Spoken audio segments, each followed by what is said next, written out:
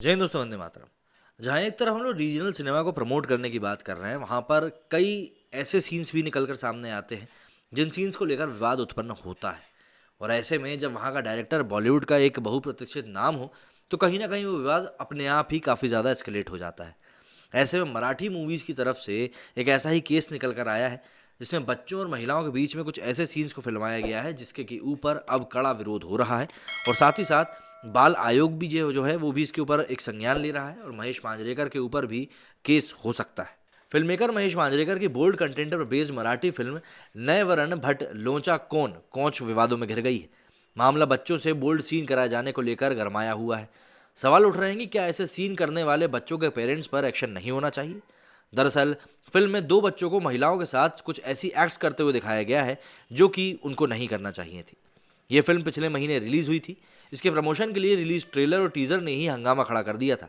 महाराष्ट्र के दो संस्थानों ने जहां कोर्ट में शिकायत दर्ज कराई, वहीं राष्ट्रीय महिला आयोग और राष्ट्रीय बाल अधिकार संरक्षण आयोग एनसीपीसीआर ने फिल्म के कंटेंट को लेकर सख्त ऐतराज जताया। क्या है इस फिल्म की कहानी? तो फिल्म की कहानी करीब 3 दशक पहले की थीम पर आधारित है। फिल्म में मिल मजदूरों और उनके परिवारों पर हड़ताल का दुखद प्रभाव, उनकी बदहाली, हड़ताल से तबाह हुई पीढ़ी को दिखाया गया है। इसके चलते समाज में आई नैतिक गिरावट के जरिए फिल्म निर्माताओं ने बोल्ड कंटेंट को उभारा है। इस फिल्म को लेकर उठे विवाद पर फिल्म निर्देशक महेश मांजरेकर से बात की तो उन्होंने कहा कि हमने फिल्म बनाई और इसे सेंसर बोर्ड को दिखाया, जिसने हमारी फिल्म को ए सर्टिफिकेट दिया। अभी कोर्ट में मामला है, उन्हें यह तय करने दिया जाए क्या उन्हें कुछ आपत्तिजनक लगा है। हमें न्याय व्यवस्था पर पूरा भरोसा है।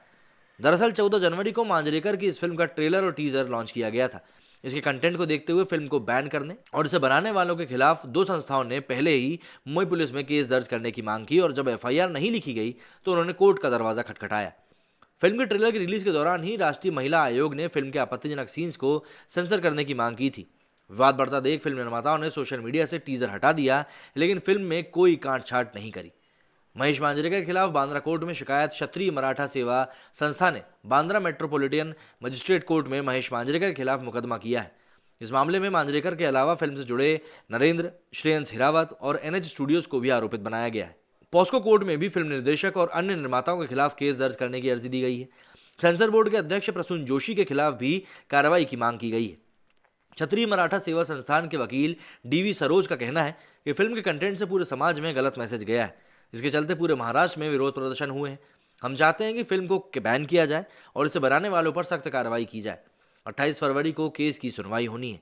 क्षत्रिय मराठा सेवा संस्थान के वर्किंग अध्यक्ष ज्ञानेश्वर शिंदे ने कहा कि हमारी शिकायत पर पुलिस ने कार्रवाई नहीं की है, तब हमें कोर्ट जाना पड़ा। उम्मीद है कि ऐसी फिल्म बनाने वालों को कोर्ट से सबक मिलेगा। भारतीय स्त्री शक्ति संगठन के वकील प्रकाश सालिंगीकर ने कहा कि फिल्म मेकर्स को पॉस्को एक्ट के तहत सजा मिलनी चाहिए। 27 जनवरी को सेशन कोर्ट में पॉस्को एक्ट के तहत केस फाइल किया गया। इसकी पहली सुनवाई 31 जनवरी को हुई।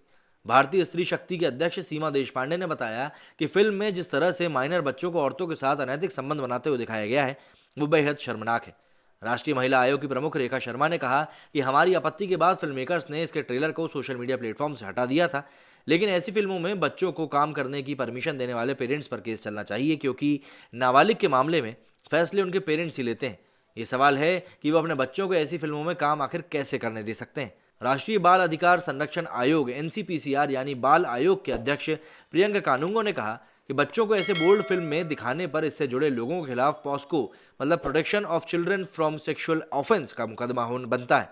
हमने सेंसर बोर्ड और महाराष्ट्र के डीजीपी को चिट्ठी लिखी थी। सेंसर बोर्ड का जवाब आ गया है, हम उसे एग्जामिन कर रहे हैं। हालांकि डीजीपी की तरफ से अभी हमें कोई भी जवाब नहीं मिला है।